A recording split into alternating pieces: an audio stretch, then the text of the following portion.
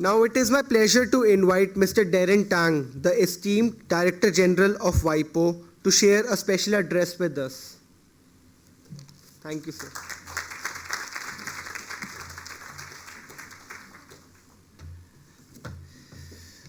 Mr. Anil Rajput, Chairman of FICCI's IPR Committee, President of FICCI, Mr. Amit Datta, Chairman of the FICCI-IPR Committee, Shri Javed Akhtar, legendary creator and IPRS Chairman of FICCI, my dear friend, Justice Pratibha Singh, Delhi High Court, Shri Karan Thapa, Director of DPIIT, Mr. Sanjay Tando, and I must mention Mr. Narendra, who's in the audience but used to be a DDG at WIPO, old friend of WIPO, and old ally of WIPO. Dear friends, dear colleagues, namaste, namaste. It is a great pleasure to be here, back in Delhi. And to Mr. Rajput, it's because of friends like you that we run off the plane, rush back to the hotel, change, and be here with all of you. So thank you for celebrating WIPO Day with us, as well as for your hospitality to my colleagues during their visits to India. This year marks not just, or today marks not just the celebration of WIPO Day every year on 26 April, but also the 50th anniversary of WIPO-India relations. And in fact, in 2 days' time, we will have exactly 50 years to the day that WIPO joined WIPO. And this 50-year chapter has seen extraordinary developments in India's IP innovation and creative ecosystem. In the past 10 years, the number of IP applications in India has more than doubled. I'm sorry, Justice Singh, that means more work for you, as you can tell from your courts. And the numbers have grown from 250,000 to a total of 600,000 across all types of IP. Patent filings have increased by 110%, trademark filings by 150%, and design filings by 230%. Remarkably, India is now the world's sixth largest filer of patents, the world's fourth largest filer of trademarks, and the world's 10th largest filer of designs. That is an amazing achievement.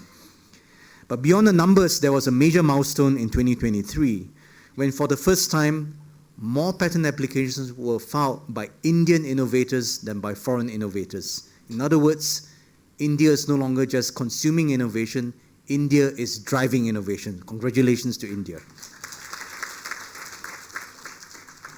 India is also home to the third largest startup ecosystem in the world, and of course, this is an ecosystem that FICCI is especially familiar with, this being very close to your heart.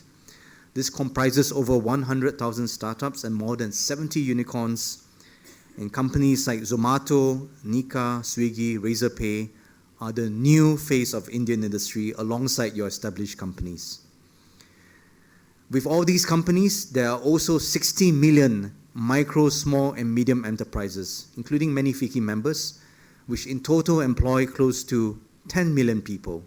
And I think this shows that Indian innovation doesn't just focus on the big companies, the Tatas and the Ambanis and all of that, but also on the small companies on the ground that are innovating, that are creating at the grassroots level. And together, all of these companies, from the biggest to the smallest, are the backbone of an increasingly complex innovation ecosystem, and one whose innovation outputs outperform development level. And all of these impressive numbers are reflected in India's amazing rise in WIPO's Global Innovation Index, from 81st place in 2015, 10 years ago, to 29th place just last year. But as we just heard this evening, India's IP vibrancy is not just in innovation, but also in culture and creativity. Indian music is now a global phenomenon, Ms. Justice Singh mentioned that. And Spotify reports that streams of Indian artists like Arijit Singh, Pritam and Shreya Ghoshal have grown by more than 2,000% in international markets in recent years. In 2024 alone, artists from India were discovered more than 11 billion times by first-time listeners. And of course, the Indian film industry has grown to become the world's largest by volume, with 3 times the number of feature films as compared to Hollywood. Big hits like RRR, La Pata Ladies, and Srikant are delighting audiences not just in India, but worldwide. With all of these foundations, what more can India do to capitalize on this momentum? To answer this question, we need to understand the big shifts in today's innovation landscape. And the number one trend that's driving innovation today is the rise of digital innovation. Today, 1/3 of all patent filings relate to digital technologies, AI, quantum computing, IoT, cybersecurity, and much more. And last year, digital communications overtook computer technology as the leading field in international patent filings. And this has very important implications. Industrial innovation is increasingly being driven and transformed by digital innovation. The line between hardware and software is blurring, with algorithms and codes entering into machines and making them smart and transforming their functions. Just think about transportation. The car is less and less an industrial machine and more a computer and entertainment on 4 wheels. Recent WIPO research shows that 1 in 4 transport-related patents now involve digital technologies, a 10-fold increase over 2 decades, with India one of the leading drivers. The creative economy and creators are also undergoing a digital revolution as technology, entertainment, media, and content combine in new ways. Global music revenues rose by almost 5% last year to $30 billion, marking 10 years of uninterrupted growth. And digital streaming now accounts for 70% of this revenue, a complete reversal from the dominance of physical sales just 15 years ago. And India, I'm very pleased to say, is embracing this transformation. As FICCI's latest report shows, India's media and entertainment sector grew by 3.3% last year, reaching a total value of 2.5 trillion Indian rupees, 16 times what the sector was valued in the year 2000.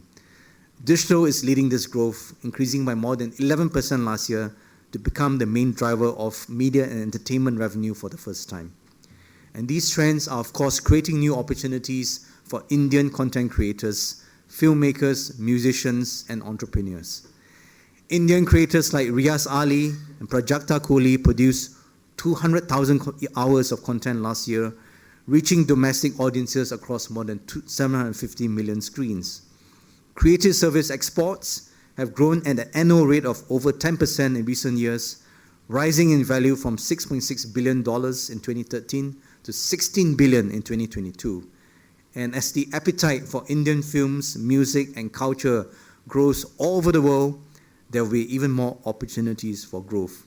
So the future of Indian innovation is one where we do not look at IP as separate, discrete legal rights, but as a way of combining them together, as a way of bringing what's digital, what's content, what's media, what's technology, what's software and hardware in new and novel ways, and being able to deliver that in ways that delight audiences and delight people around the world. I turn to the theme of this year's World IP Day. And I have to say that, speaking from the heart, when I chose the theme of IP and music, as the DG of WIPO, I have to love all types of IP equally. But like Justice Pratibha Singh, my heart is the closest to copyright because I used to be a jazz musician. And I recently released my video for World IP Day. I was playing a bit of jazz piano, and I shared very intimately my journey and my advice that my father gave me when I was being too serious with music. Being an Asian father, he said, "Young man, sit down. Don't make your passion your profession." And I was very upset with him because I felt that, why can't I pursue my passion? Why can't I be like what these amazing musicians did? But in the end, he turned out to give very wise advice because indeed, it's tough to earn a living as a musician. And that's why I chose the theme of IP and music, not just to celebrate the power of music in our lives. And I think as many of you have, especially in India, music's not just about life, it's about the divinity in life. It's about the spiritual aspects of life. But really to be able to shine a spotlight on creators, many of whom are successful, but many, many more are not successful, are struggling, and therefore need our help throughout the year to to be able to support them with tools, with training, and with all kinds of support. But this is also a moment to pay tribute to Indian music, whose rhythms, harmony, complexity, and intricacy have captivated audiences for centuries. And today, this power continues to flow in new forms of creative expression, carried by artists who honor tradition while innovating. We've just heard the performance from ABC, and I thought that was fantastic. They're taking traditional Indian music, traditional Indian instruments, and combining them with modern instruments in a way that we can recognize but is innovative. And this really is the spirit of Indian creativity. Yet despite this trend, as I said, many musicians find it very difficult to earn a living. And of course, with the rise of generative AI, I'm sure the challenges are multiplied, and I believe that this has been a topic very close to in India as well and discussed very extensively. And I believe that this is where WIPO and FICCI can work together. FICCI's members understand the power of digital and its potential to support growth and how this can be harnessed to better support musicians and creators. WIPO invites FICCI to work with us on platforms like CLIP, Creators Learn IP, a free online platform where WIPO is working with senior musicians, experienced musicians, to mentor young musicians to better understand IP, technology, and data in order to earn a living as a musician through the smart use of technology. We also invite FICCI members to join us in our regular IP and AI conversations, where we help musicians and regulators, policymakers, and industry associations like FICCI have a conversation on how AI and the power of AI can be harnessed in a balanced way, not to destroy, not to undermine, not to negate human creativity, but to enable, empower, and support human creativity, because we need to continue putting the human being at the center of our IP, innovation, and creative ecosystem. This is what WIPO pledges to do for all of us. Beyond music, we're very pleased that the closer collaboration that we are forging with FICCI. In last few weeks alone, several of my senior colleagues have visited India and engaged with you, including DDG Sylvie Fauban and ADG Marco Aleman. And they have worked with you to produce very, very good results, concrete results, including a milestone new agreement establishing the WIPO FICCI IP for Business Center. This joint initiative will serve as a dedicated hub to help all Indian businesses to raise IP awareness, build the capacity to not just register and protect their IP, but also to commercialize their IP and use IP to bring their ideas to the market. And in the larger picture, support India as it develops its economic competitiveness through the use of innovation, technology, and digitalization. In conclusion, thanks to the vibrancy of FICCI and its members, together with the consistent support given by the Government of India and PM Modi to the Make in India initiative, India's innovation ecosystem is being totally transformed, and India's innovation engine is now firing on all cylinders. The next chapter of innovation will be increasingly driven by digital and other emerging technologies in a world where culture, content, heritage, technology, hardware, and software are combining in new and unusual ways. FICCI and its members, who represent the cutting edge of India's innovative enterprises, are well placed to drive this transformation. WIPO stands ready to continue its growing collaboration with FICCI, support the use of IP by Indian industry and Indian enterprises to grow, scale, and to be a close partner of India in this exciting new chapter of India's innovation journey. Thank you very much.